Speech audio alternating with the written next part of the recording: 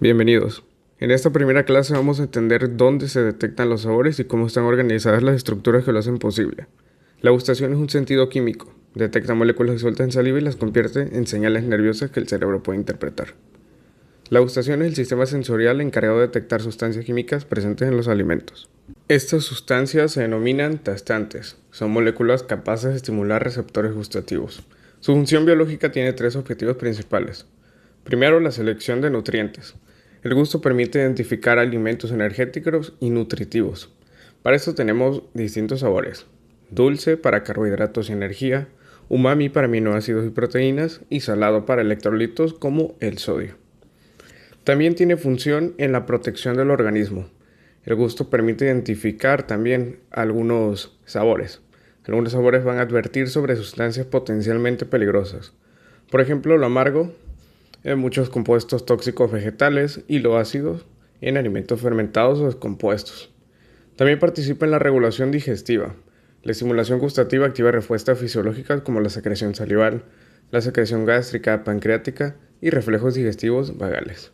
Este fenómeno forma parte de la fase cefálica de la digestión. Ahora veamos la anatomía de la lengua. La lengua es un órgano muscular recubierto por mucosa especializada. Se va a dividir anatómicamente en dos regiones principales. Vamos a tener la parte anterior y la parte posterior. En este caso, las partes anteriores serían 2/3 anteriores.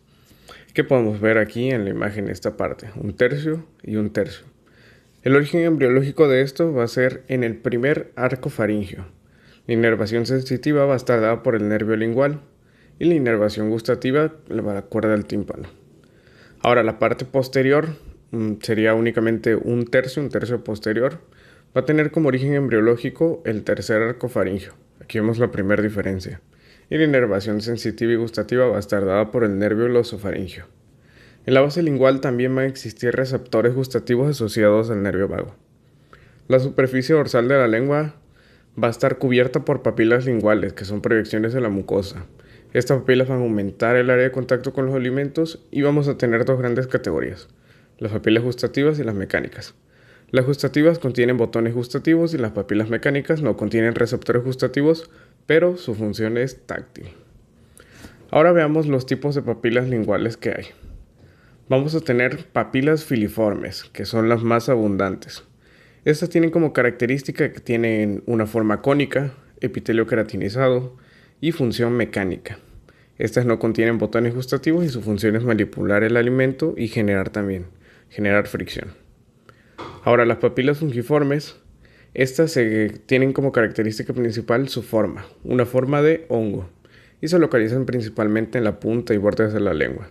Cada papila contiene de 3 a 5 botones gustativos y están muy vascularizadas, por lo que suelen verse rojizas. La función de estas va a ser detectar tempranamente sustancias dulces y saladas. Ahora las papilas circunvoladas son papilas gustativas más grandes. Estas tienen como característica que son entre 8 y 12 papilas. Forman una V lingual cerca del surco terminal y son rodeadas por un surco profundo. En las paredes laterales de ese surco se van a encontrar cientos de botones gustativos. Aquí desembocan las glándulas de von Ebner, que secretan un líquido ceroso que lava el surco, permite detectar nuevos estímulos gustativos rápidamente. Estas papilas son muy importantes para la detección del sabor amargo. Ahora también tenemos las papilas foliadas. Estas están ubicadas en los bordes laterales posteriores de la lengua. Presentan pliegues paralelos y contienen numerosos botones gustativos, aunque en humanos adultos son menos prominentes que en otros mamíferos. También se asocian con secreciones de glándulas serosas. Los botones gustativos son la unidad sensorial de la gustación. Tienen una forma de estructura ovoide microscópica incrustada en el epitelio. Cada botón contiene aproximadamente 50 a 100 células. Veamos cómo se organiza esto. Va a tener componentes principales. Aquí podemos ver, tiene un poro gustativo. Este poro es una pequeña abertura en la superficie epitelial por donde entran las moléculas disueltas en saliva. También vemos las microvellosidades de la membrana apical, microvellosidades gustativas, que son prolongaciones celulares que se proyectan hacia el poro gustativo. Aquí se van a encontrar los receptores moleculares. Ahora las células gustativas, que son células sensoriales especializadas, y fibras nerviosas referentes, que conectan el botón gustativo con el sistema nervioso. Vamos a tener distintos tipos de células en el botón gustativo. Van a existir células con funciones específicas. Por ejemplo, tenemos las células tipo 1, que tienen como función el soporte, la regulación del microambiente iónico, y la eliminación de neurotransmisores y se parecen funcionalmente a las células gliales. Las células tipo 2 son las células receptoras de lo dulce, amargo y umami. Esta funciona mediante receptores acoplados a proteína G y liberan ATP como neurotransmisor. Las células tipo 3 detectan principalmente ácido. Forman sinapsis clásicas con neuronas sensoriales y liberan serotonina y neurotransmisores excitatorios. Ahora también vamos a tener aquí células basales. Estas células son células progenitoras. Los botones gustativos van a tener una renovación continua y las células gustativas van a tener una vida de 10 a 14 días. Los receptores gustativos se distribuyen en todas las partes. Por ejemplo, un mito antiguo es que cada zona de la lengua detecta un sabor específico. Esto es incorrecto. En realidad, todas las regiones gustativas pueden detectar todos los sabores. Sin embargo, algunas regiones van a tener mayor sensibilidad relativa.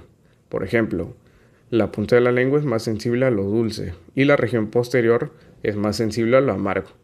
Esto se va a deber a variaciones en densidad de receptores. Ahora, ¿cuál es el papel de la saliva en la gustación? La saliva es esencial para la percepción del gusto. Esta va a tener como funciones disolver moléculas de alimento, transportar tastantes a receptores, mantener un pH adecuado, limpiar el epitelio gustativo y también aquí podemos encontrar una condición en la que no hay saliva, la xerostomía. En este caso, al no haber saliva, la percepción gustativa va a disminuir considerablemente. Y veamos la integración inicial de la señal gustativa. Cuando las moléculas llegan al poro gustativo, van a interactuar con receptores, se va a generar despolarización celular, se libera el neurotransmisor, se activa una fibra nerviosa sensorial y ese impulso viajará hacia el núcleo del tracto solitario en el bulbo, pero esta parte la veremos mejor en la clase 3. Hasta luego.